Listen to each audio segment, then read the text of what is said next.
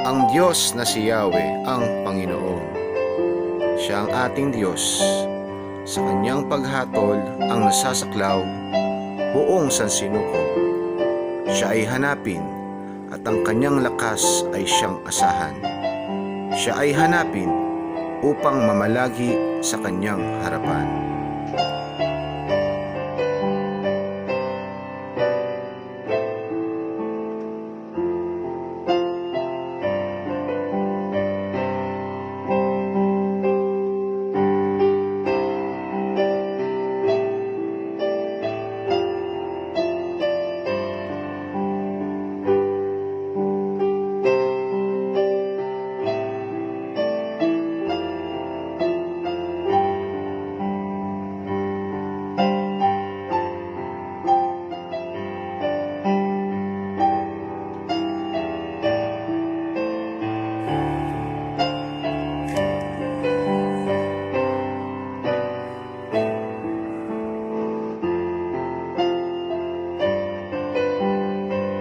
Sa pagsamba. Sa banal na templo, ang Diyos ay awitan. Purihin sa langit ang lakas na taglay. Siya ay purihin sa kanyang ginawa. Siya ay purihin sapagkat dakila.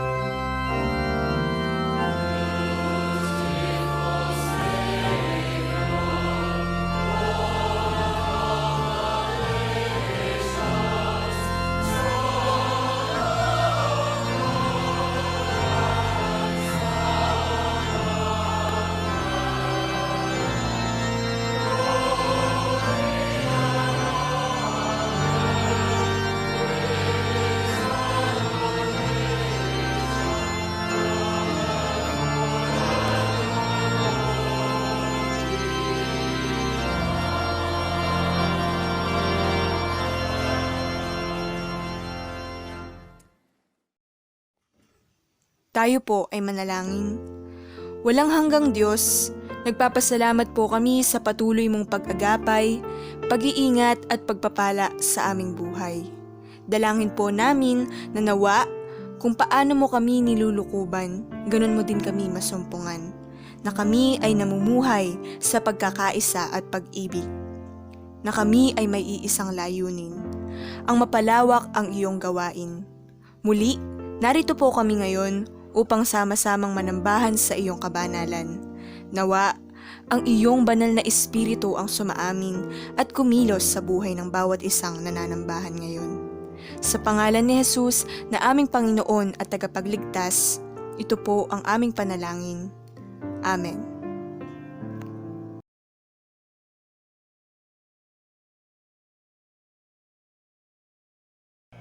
Pakinggan po natin ang pagbasa ng Ebanghelyo mula kay Juan, Kabanatang 6, talatang 35 at sa 41 hanggang 51. Sa talatang 35 po ay ganito ang mababasa. Sinabi ni Jesus, "Ako ang tinapay ng buhay. Ang lumalapit sa akin ay hindi na magugutom kailanman, at ang sumasampalataya sa akin ay hindi na mauuhaw kailanman." Sa 41 po hanggang 51, ganito naman po ang mababasa.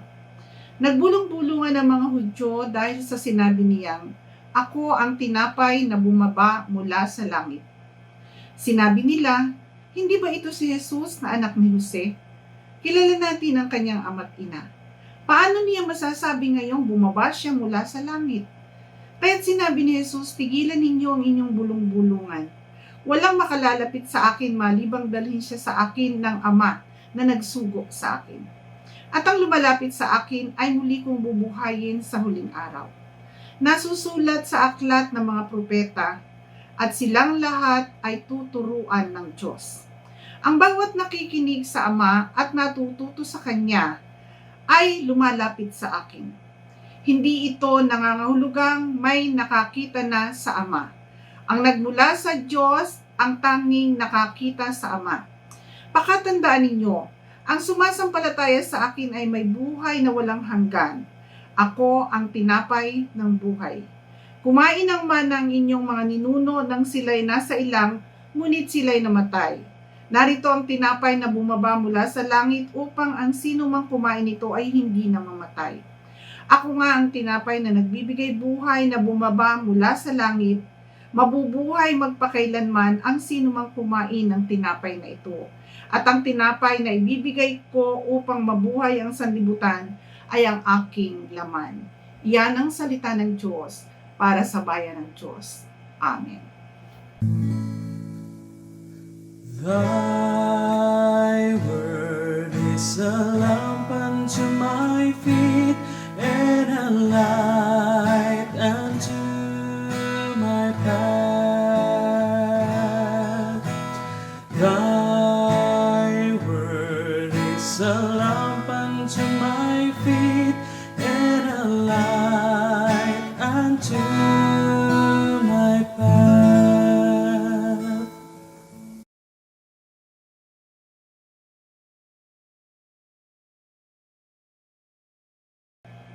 Ang ating pong Diyos ay mapagbiyaya at puspos ng pag-ibig. Mula po sa lumang tipan hanggang sa bagong tipan, mababasa natin kung paano pinagpapala ng Diyos ang mga anak niya na sumusunod sa Kanya. Hindi niya binibigo ang mga anak niya na nagtitiwala sa Kanya.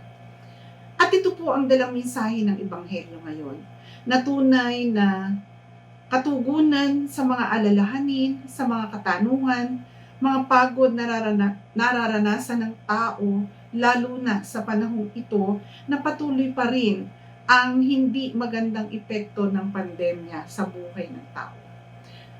Atin pong tingnan ang mga talata na ito sa ganitong paghahati. Una po, tingnan natin yung pahayag ni Jesus tungkol sa buhay ng tao. Sinabi niya, "Ako ang tinapay ng buhay. Ang lumalapit sa akin ay hindi na magugutom kailanman, at ang sumasampalataya sa akin ay hindi na mauuhaw kailanman." Ang pahayag na ito ni Jesus ay nagdala ng gulat sa mga tao, at hindi sila mapakali doon sa narinig nilang sinabi na siya ay galing sa langit. Naisikayatin sana ni Jesus ang tao at ipakita sa kanila ang Diyos sa pamamagitan niya. Nais ng ating Panginoong Hesus na ipakilala ang Diyos, makilala ng tao ang Diyos sa pamamagitan niya. Ang pagkakasabi po ni Jesus, "Ako ang tinapay ng buhay."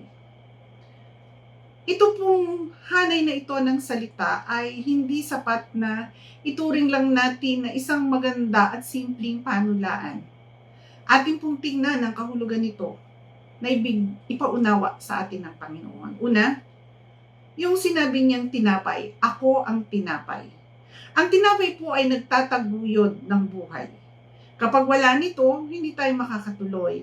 Ang tinapay, ang pagkain ay kailangan natin upang tayo makapagpatuloy. Karugtong po noon ang sabi, buhay. Ano yung buhay na sinabi ni Jesus? Sabi niya, ako ang tinapay ng buhay. Ano naman yung buhay? Ang buhay hindi lamang physical existence, kasama dito ang buhay spiritual. Sa makatwid po, ang ganap na buhay ay yung may kaugnayan sa Espiritu. Ibig sabihin, may kaugnayan sa Diyos. Kapag sinabi nating buhay, ito ay physical and spiritual existence. Naganap lamang ito, magaganap lamang kung ang tao ay may kaugnayan sa Espiritu. Kung ang tao ay may kaugnayan sa Diyos. Kaugnayan ng pagtatapat, pagsunod, at pag-ibig. Sa sinabi po ni Jesus, ang kaugnayan po na sinasabi o relasyon sa Diyos ay posible lamang sa pamamagitan niya. Kung ang tao ay hiwalay o walang kaugnayan sa Panginoong Jesus, hindi po ito mangyayari. Ibig sabihin, kung wala pala si Jesus, mayroong existence pero walang buhay, walang ganap na buhay. Andyan lang, nabubuhay siya, buhay siya dito sa lupa, pero pagkatapos ng buhay dito sa lupa, wala yung pinaghahandaan nating buhay sa kabilang buhay. Na iyon yung tinutukoy ng ating Panginoon na kung saan inyaalok niya ang kanyang buhay, ang kanyang pag-ibig, ang kanyang pagmamalasakit sa tao. Ang buhay ng tao ay dito sa lupa hanggang sa kabilang buhay. At ito po'y magiging ganap lamang kung may kaugnayan tayo sa Diyos. Sa makatwid po, kung si Jesus ay kailangan sa buhay, siya ay mailalarawan talaga natin bilang tinapay ng buhay. Siya yung magtataguyod ng buhay. Siya ang magsusustain ng mga kailangan sa buhay. Katulad ng sinabi ko kanina, ang tinapay ay nagtataguyod ng buhay. At si Jesus po yun. Ang kagutuman ng tao ay mawawakasan. Ang kaugnayan ng tao sa Diyos ay magkakaroon ng katuparan kung tayo ay pasasako sa ating Panginoong Jesus. Pangalawa po na ipinapakita dito sa sinabi ng ating Panginoon, bukod dun sa kanina, ako ang tinapay ng buhay na hinimay-himay natin. Pangalawa, ang talatang ito ay nagbubukas sa atin ng bahagdan ng buhay Kristiyano. Isa-isahin po uli natin. Nakita si Jesus sa kasaysayan po sa Ebanghelyo mula pa nung mga nakakaraang linggo, yung kung paano ang Panginoong Jesus ay nakita at patuloy na hinahanap at nilalapitan ng mga tao. Dahil alam nila na itong Jesus na ito ay nakatutugon sa kanilang kailangan, nakatutugon sa kanilang kagutuman, nakapagbibigay sa kanila ng kabusugan at katugunan sa anumang kailangan nila. Hinahanap nila si Jesus. Nakita, nakilala. Kapag nakilala na, ibig sabihin, naniniwala ka na sa Kanya. Kilala mo na siya eh. Ibig sabihin, tinatanggap mo na siya na yung magiging makapangyarihan sa iyong buhay. Iyon po sana yung dapat nakasunod. Pero ang nangyayari, alam natin na may Jesus, alam natin ang kwento tungkol kay Jesus, nababasa sa Biblia ang tungkol kay Jesus, pero hindi pa rin mapapaniwala at hindi pa rin matanggap ang iniaalok ng Jesus na ito. Ano kaya ang problema ng tao? Ang proseso po na ito ay nagbibigay buhay.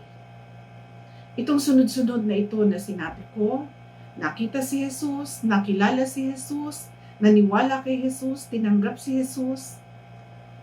Kung hindi tinanggap, tinanggihan si Jesus, yun po yung dulo. Kung malibang tinanggap o tinanggihan.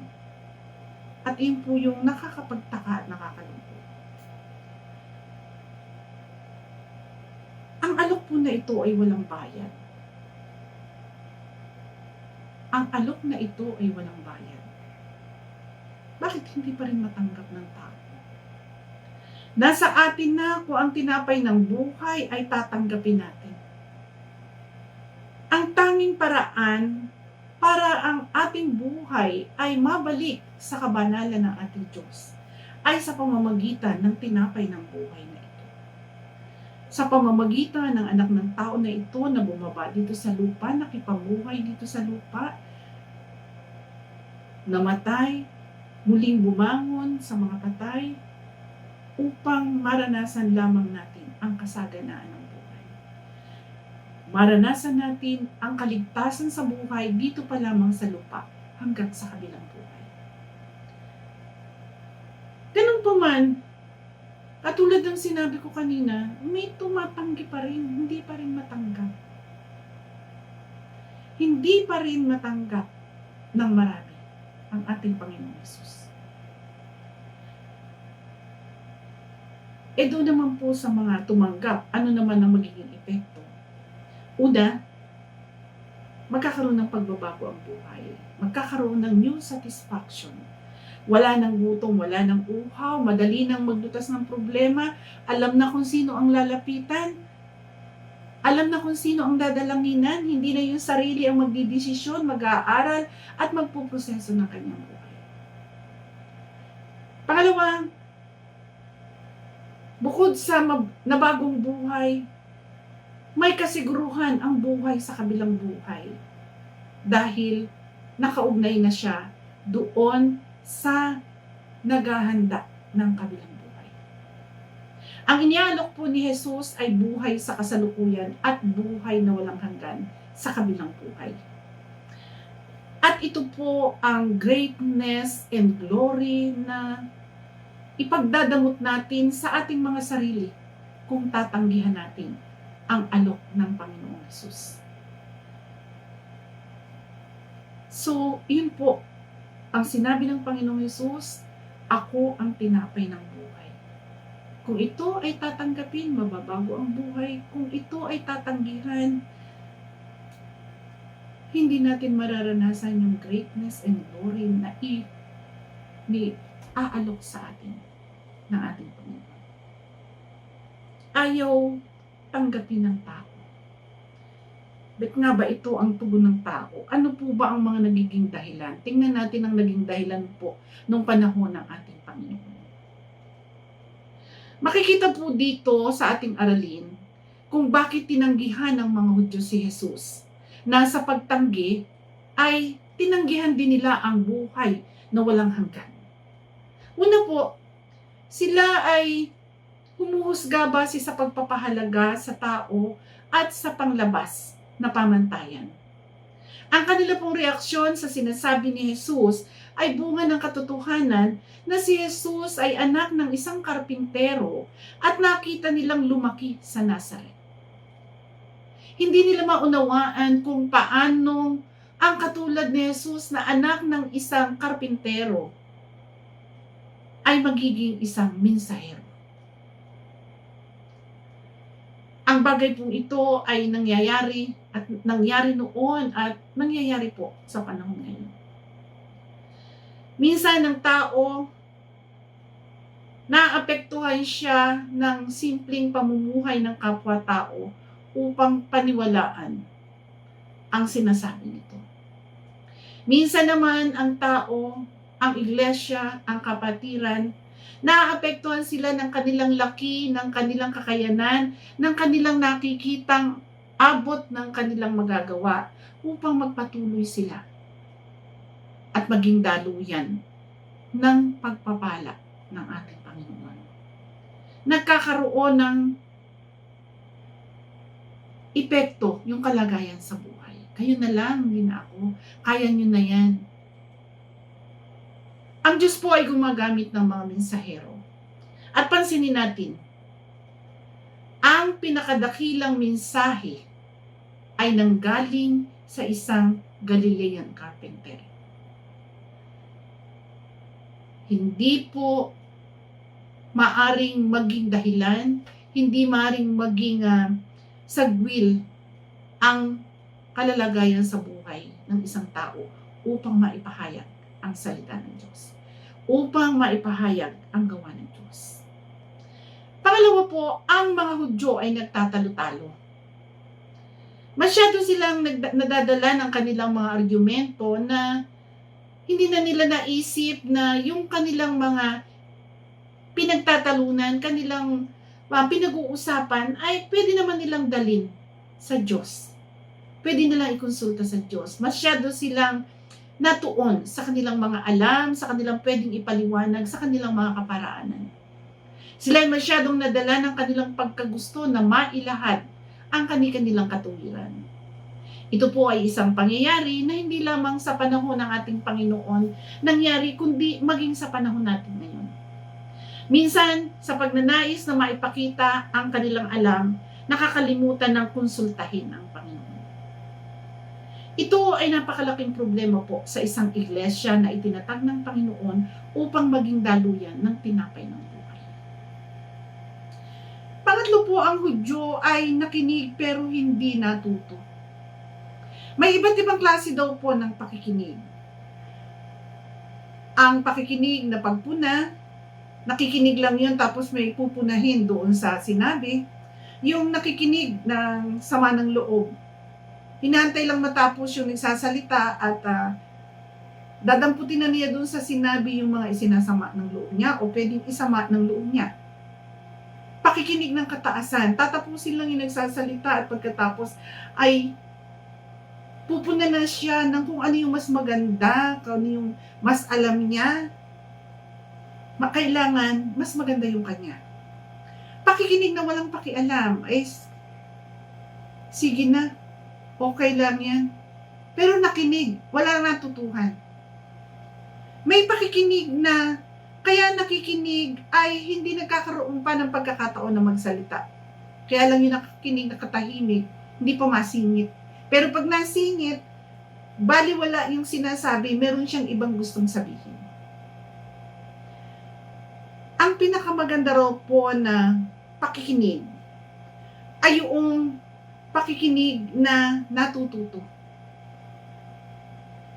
Pakinggan mo ito, pag-aralan mo, matuto ka sa ipinapahayag na ito.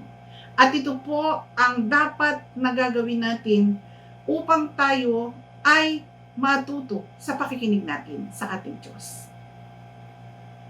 Pangapat, hindi tinanggap ng mga Hudyo ang guhit o plano ng Diyos sa buhay ng tao. Si Jesus ang tinapay ng buhay. Nangangahulugang kailangan siya sa buhay. Sabi natin kanina, siya yung tagatustos o nagsusustain ng buhay. Ang pagtanggi po sa alok o utos ni Jesus ay pagkawala ng ganap na buhay. At ang kasunod naman ito'y kamatayan. Ang pagtanggi sa alok ni Jesus ay ang pagkawala ng masaganang buhay dito sa lupa hanggang sa kabilang buhay. Samantalang kung tatanggapin ang alok ni Jesus, masusumpungan po ang tunay na buhay dito pa lamang sa lupa. May kapayapaan, may pag-ibig, may kaayusan, mayroon tayong pag-asa, mayroon tayong nalalapitan, mayroon tayong napaglalagakan ng ating mga dalahin. At masusumpungan natin ang walang hanggang buhay kung tatanggapin natin ang alok ng Panginoon Jesus. Mga kapatid, sa binaybay po sa atin na katotohanan tungkol sa sinabi ni Jesus, ako ang tinapay ng buhay. Ano po ang inyong damdamin ngayon? Tatanggapin niyo na ba ang Panginoon bilang Panginoon at tagapagligtas ng ating buhay? O natanggap niyo na? Kung natanggap niyo na po, malasahan kaya ng iba ang tinapay ng buhay mula sa iyo? Nagagamit ba tayo ng ating Panginoon upang maging daluyan ng biyaya, ng pag-ibig at pagpapala ng ating Panginoon? Sa Ebanghelyo po ay mababasa ang pagpapakain at pag-aalaga sa buhay ng tao. Yan ang gusto ni Jesus. Yung maranasan ng tao ang biyaya, ang pagpapala na kanyang inaabot. Kung po'y tinanggap na natin ang ating Panginoon bilang Panginoon at tagapagligtas ng ating buhay, tayo po'y inaasahan na magiging daluyan ng biyayang ito na inialok ng ating Panginoon at ang iba man ay makaranas ng ganitong karanasan. Ang nais po ni Jesus, tayo ay magmalasakitan. Ang nais ni Jesus, pagmalasakitan natin ang mga nangangailangan. Ang nais ni Jesus ay maranasan natin ang buhay na nakapatag na hindi ito nawawala, hindi nasisira sapagkat tayo'y nakaugnay sa Kanya. Sa ating pagiging nakaugnay sa Kanya, napapakain at nabubusog ng tinapay ng Panginoon ang ating buhay. Nais niyang iyon ay maibahagi natin sa iba. Nais niyang iyon ay magpatuloy. Mayroon tayong assignment. Ang ipagpatuloy na ibahagi sa iba ang sinabi ni Jesus. Ako ang tinapay ng buhay. Ang lumalapit sa akin ay hindi na magugutom kailanman at ang sumasampalataya sa akin ay hindi na mauuhaw kailanman. Isang malinaw na pag-asa, lalo na sa nararanasan ng tao sa panahon ngayon.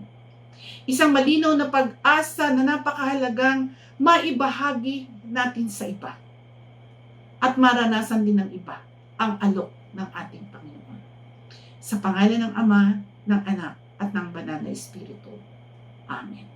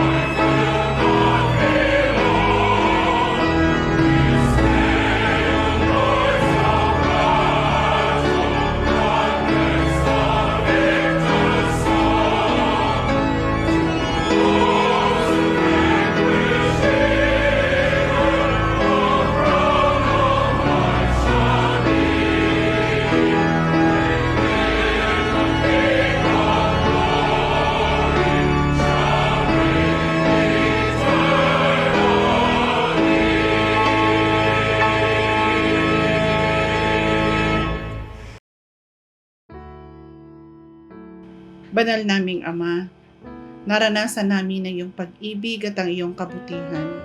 Salamat po sa mga gawa mo sa aming buhay. Buksan mo po ang aming mga puso sa iyong salita at matuto kami sa iyo. Buksan mo po ang aming mga puso para sa isa't isa. Buksan mo po ang aming mga mata at makita namin ang kalangitan. Makita namin ang iyong kalooban. Salamat po sa ebanghelyo na aming napag-aralan at sa dakilang katotohanan tungkol sa iyo na nilalaman ito. Salamat sa iyong bugtong na anak na bumaba dito sa lupa. Salamat sa tinapay ng buhay na nanggaling sa langit. Siya na nakipamuhay dito sa lupa, namatay at bumangon mula sa mga patay upang kami ay magkamit ng panibagong buhay. Dalangin po namin na nawa lahat ng nilalaman ng banal na kasulatan ay manatili sa aming puso at isipan.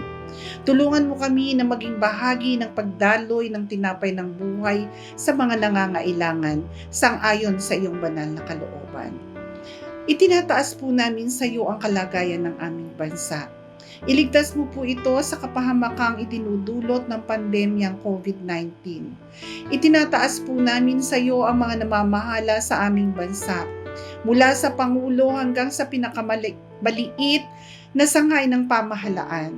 Bigyan mo po sila ng karunungang nagmumula sa iyo at mapamahalaan nila ng buong kaayusan ang bansang Pilipinas. Maawa ka po sa amin, O Ama. Tulungan mo kami at nawa makapamuhay ang bayan ng may kapayapaan, ng may kaayusan, ng may kagalakan at nararanasan ang biyaya mo na inilalaan, iniaalok sa bawat isa. Nawa patuloy ka po na maranasan ng mga tao. Patuloy na makita, O Diyos, ang dakilang gawa at layunin mo sa buhay ng tao. At nawa, Panginoon, ang mga karanasang ito ay lalo pang maglapit sa amin sa iyong kabanalan. Ama, patuloy po naming idinadalangin sa iyo karunungang nagmumula sa iyo, Ama, upang ang lahat ay maiayos, upang ang lahat ay malagay sa kaayusan, upang ang lahat, O Diyos, ay magawa ng naaayon sa iyong banal na kalooban. Idinadalangin din po namin sa iyo, Ama, ang mga iglesia.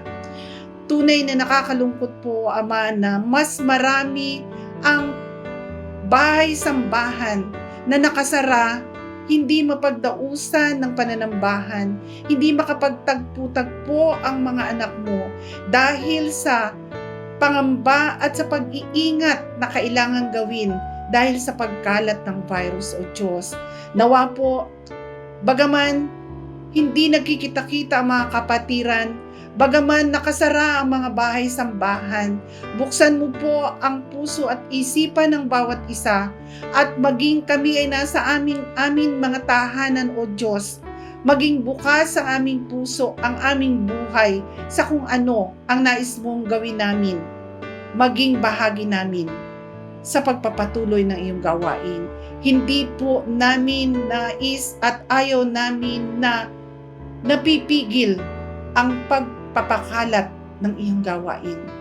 Nawa, bigyan mo kami ng katalinuhang nagmumula sa iyo at sa ganitong sitwasyon, magawa namin ang paraan na maaari namin gawin upang magpatuloy na maibahagi ang iyong pagliligtas, maibahagi ang katotohanan tungkol sa iyo sa kabila ng ganitong sitwasyon na kami limitado sa paglabas ng bahay, kami ay limitado sa pagkikita-kita na personal, kami ay limitado sa mga maaari naming gawin.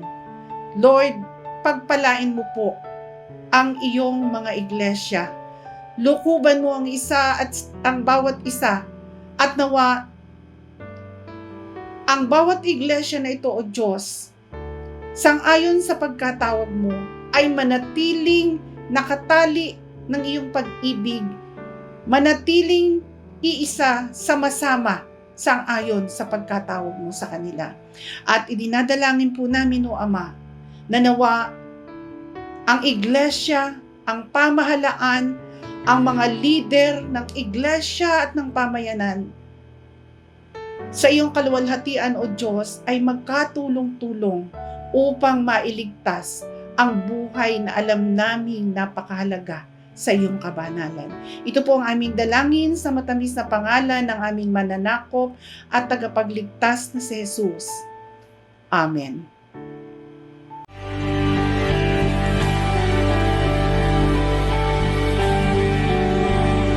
Praise God from whom all blessings flow.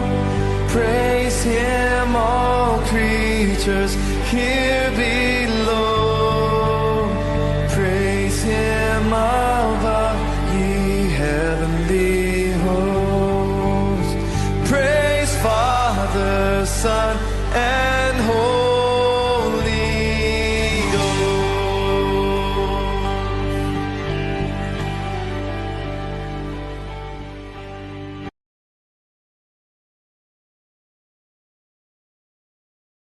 Sumayin niyo nawang lahat ang biyaya, ang pagpapala at pag-ibig ng ating Diyos amang sumasalangit, ang pagliligtas ng ating Panginoong Hesukristo at ang pakikipisan ng kanyang banal na Espiritu mula ngayon hanggang magpakailanman.